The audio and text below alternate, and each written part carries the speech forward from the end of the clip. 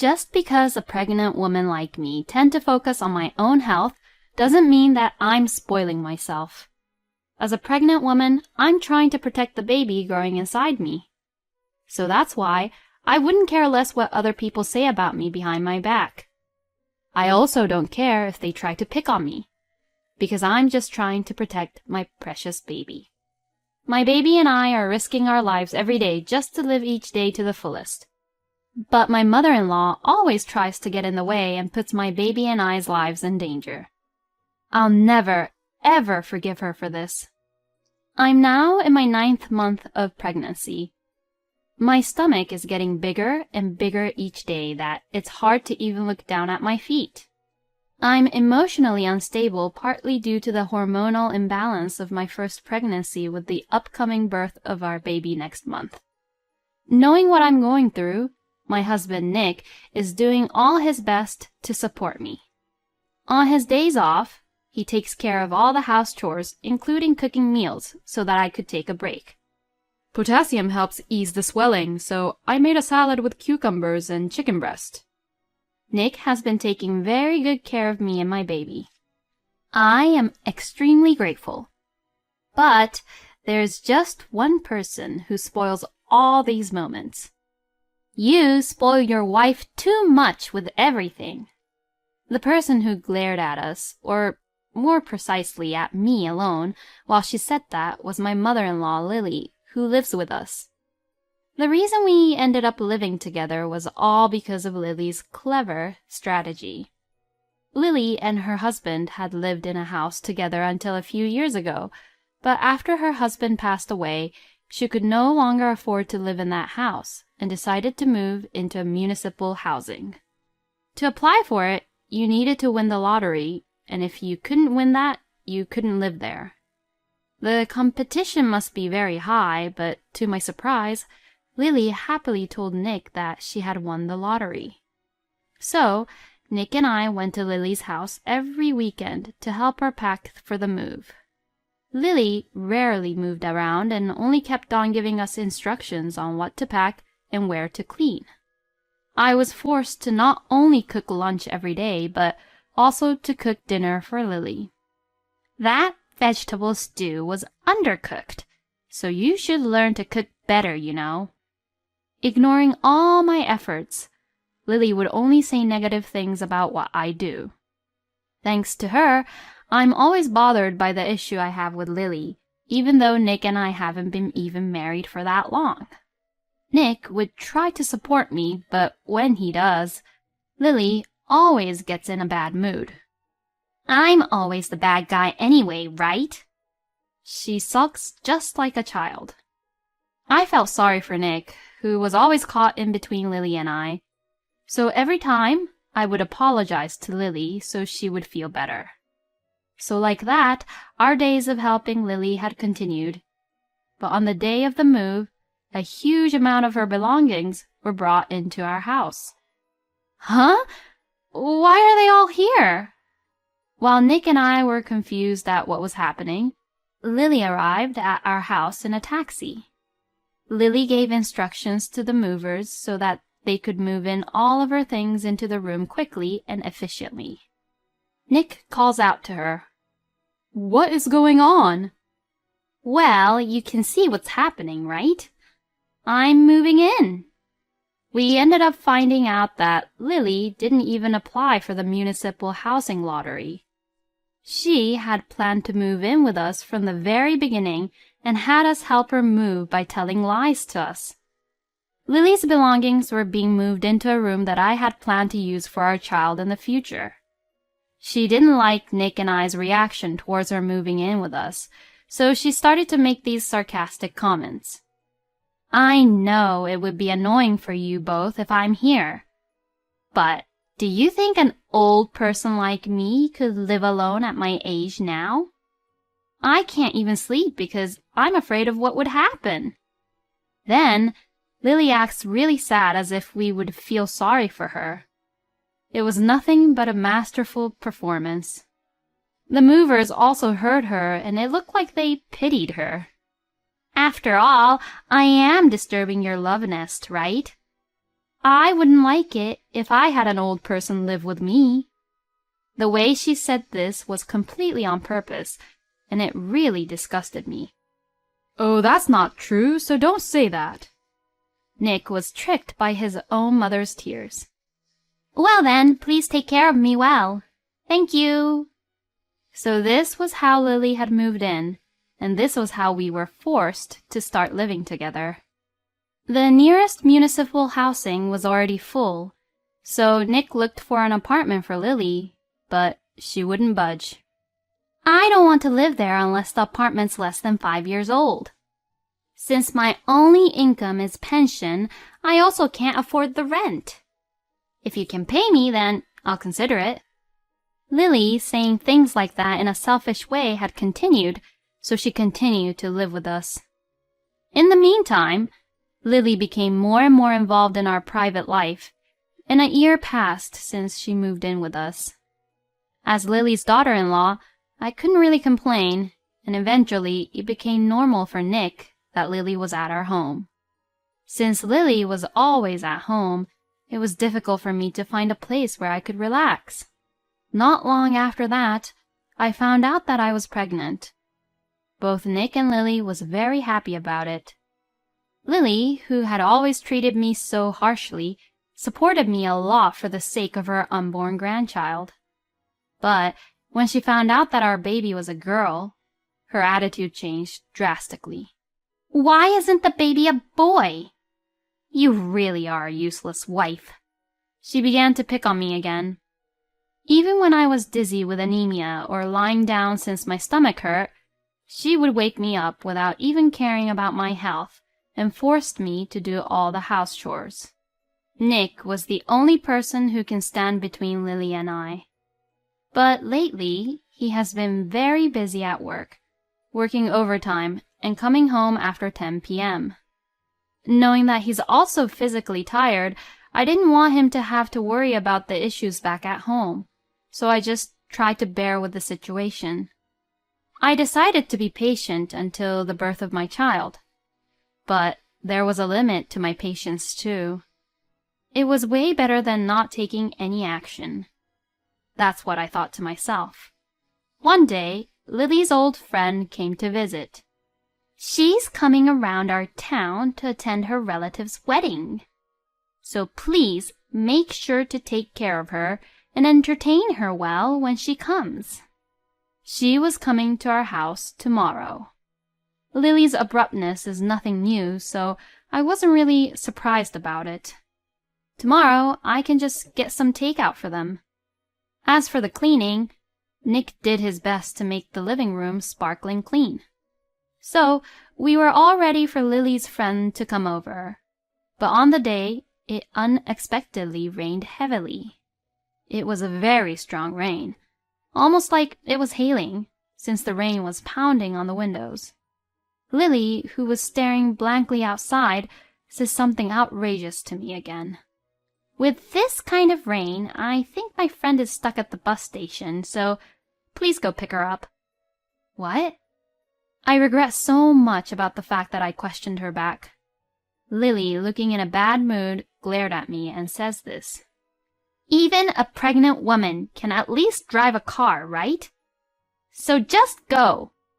How could you? I can't. Not with the weather this bad. Being 9 months in my pregnancy period, my stomach is so big that I feel like it's already reached its limit. It's too cramped and painful to drive, and if I should happen to get into an accident due to this weather, it would be just horrible. As I looked into Lily's eyes, I firmly told her that I was worried about picking her friend up in this weather, and that I wanted to give priority to my baby, and that I wanted to rest. Even though I said that, Lily's attitude didn't change at all. You're just spoiling yourself by making ridiculous excuses. I've always listened to whatever my mother-in-law said, even when I was pregnant. But if I drive in this weather and get into an accident, that would be your fault for being careless. Just hurry up and go. Lily, I really can't. I'm sorry. Are you talking back to your own mother-in-law? I can't believe I have to deal with a useless wife like you. Lily's face turned red, and she was furious. Then she grabbed my arm, mercilessly opened the front door, and threw me out. Stunned by the strong rain beating down on my skin, Lily throws the car keys at my feet. Hurry the hell up and just go! While we're arguing like this, my friend is waiting at the bus station, you know? I pleaded to Lily desperately, thinking for the baby in my stomach. There is a different way for your friend to get here, like by a taxi. Just go! Lily tried to close the door, and I, desperate to stop her, fought with her at the front door. I was completely soaked from the rain. Lily stubbornly refused to let me in, despite the fact that a pregnant woman wasn't allowed to get cold. And at that moment, someone put his hand on the door behind me. What are you doing? Mom, hurry up and let her in. Nick had come home early. He had come home on time without doing any overtime due to the bad weather. Nick frowned at the situation. I was finally able to enter the house, and Nick immediately wiped my cold body with a towel. Seeing this, Lily was in a completely bad mood. Why do you always take her side? I am your mother. You're terrible. You're the one who's terrible, Mom. You're out of your mind letting a pregnant woman out in this heavy rain. What the hell is wrong with you? Lily was all teary-eyed as Nick raised his voice, which was pretty rare. I didn't do anything wrong. I just told her to pick up my friend with a car. Nick sighed loudly as Lily began to cry in an exaggerated manner. Nick, thinking that talking to Lily won't solve anything, asked me what had happened. I told him everything Lily had done and said to me. Then, Lily, who should have been crying, immediately argued back at what I had explained to Nick. She's lying. She wants to get rid of me and she's just trying to make me look bad. She screamed hysterically and interrupted me to prevent me from speaking any further. Nick tried his best to calm Lily down, but the situation didn't change at all. Instead, it got worse and worse. You are just being brainwashed by her. You used to be a kind and gentle boy who cared for your mother. Just when both Nick and I were completely overwhelmed by Lily's words, the doorbell rang at just the right moment. When we opened the door, Lily's friend, Pauline, was there. Apparently, she had taken a taxi and had arrived safely. Feeling something wrong was going on, Pauline asked me if something had happened. So Lily took this opportunity to start saying bad things about me while explaining the situation. I'm sorry I made you take a taxi all the way out here. I was going to ask Nick's wife to pick you up, but she wouldn't because she's pregnant. Really, most of the young wives nowadays are too spoiled. Lily says this so that her friend would agree with her, but her response was surprising. You tried to get Nick's pregnant wife to pick me up in the middle of a storm like this? How unbelievable! That's called abuse! Lily's smile stiffened at Pauline's straightforward comment. Instead of defending her own friend, Pauline raises her tone and began to criticize Lily even more. Lily, your arrogant attitude toward those who are weaker than you and your attitude toward those who are superior to you haven't changed at all. In fact, you've gotten worse, Lily. Hearing Pauline criticize her like this, Lily began to get upset. And the reason you went all through the trouble of inviting me to come over this time was just to show off your happy self living with your son and his wife, wasn't it? I can see right through you, you know. That's not true. I knew that a person like you would never be able to live together with Nick's wife happily, but I never thought that you would be that horrible to her. Pauline really didn't hold back and kept on going on. To be honest, I was surprised to see Lily unable to argue back to Pauline at all. She looked at me, Nick, and Pauline awkwardly. Perhaps trying to get out of it somehow, Lily began to point at me and say this. I wouldn't have tried to force her to pick you up if she had been nicer to me. And yet, she's always against me. I have all the right reasons to get angry at her. The only time I have ever went against her was just now. But Lily's attitude, where she was showing off that she was not in the wrong, was making me more and more angry. Above all, I couldn't forgive her for putting my baby in danger, so I finally decided to take action.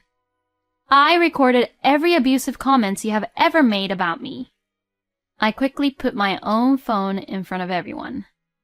I had actually been recording as evidence every time Lily had accused me of being a crappy wife right from the beginning when we first started living together. No matter how much Lily and I had a bad relationship, she was still Nick's only mother. I didn't really want to do anything that would expose the true nature of such an important person. But if she goes this far, I couldn't keep being silent either. I started to play the recording of the exchange that we just had in the rain at a very loud volume. Then gradually, Lily's face turned pale. Pauline sighed as she listened, and it seemed like she knew this had happened, and Nick had an angry look on his face. Mom, this is too much. How could you do this to my precious wife? Nick seemed to be seriously offended, and his voice got really low, filled with anger. The evidence of Lily bullying me got exposed, and Lily flopped down on the spot without making any lame excuses like she would before. After checking on Lily, Pauline quickly got into the taxi which was waiting by the front door. I rushed over to her and thanked her. Thank you very much for what you said back there. Oh, it's okay. I also feel much better now that I've gotten rid of the grudge I had towards her for a very long time. She's always had a bad personality, you know. But Nick seems to have grown up properly, which is a relief. I hope everything goes well with you and your baby. At the front door, I saw Lily slumped over and Nick looking down at her. Which do you prefer, living in a nursing home or living alone in an apartment? Nick seemed to have completely given up on Lily after this incident, and was forcing her to make the ultimate choice between the two in order to stop living with her. I am so sorry. I will do everything with my power to make this right. So please don't abandon me. Despite Lily's pleas, Nick didn't budge at all. He made sure for Lily to decide it by tomorrow and went into the back of the room. I didn't speak to Lily either and quickly began to prepare dinner. When it was time for dinner, Lily still didn't move from where she was. Actually, Pauline came to Nick and I's wedding. It was Pauline who came to our table and secretly whispered to me that she cared about me, as I would have a hard time with Lily, and that she told me that I could consult with her if anything happened to me. Remembering what Pauline had said, I called her and asked her to come over and check on how Lily would abuse me. Pauline gladly accepted my request, and that was how she had come over to our house. Lily refuses to live alone or be in a nursing home. So, Nick just decided to move her into a nursing home. Fortunately, Lily had enough money from her husband's inheritance and savings, so there weren't any money issues.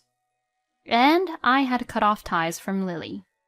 Lily would send me monthly letters of apology, but I never responded back.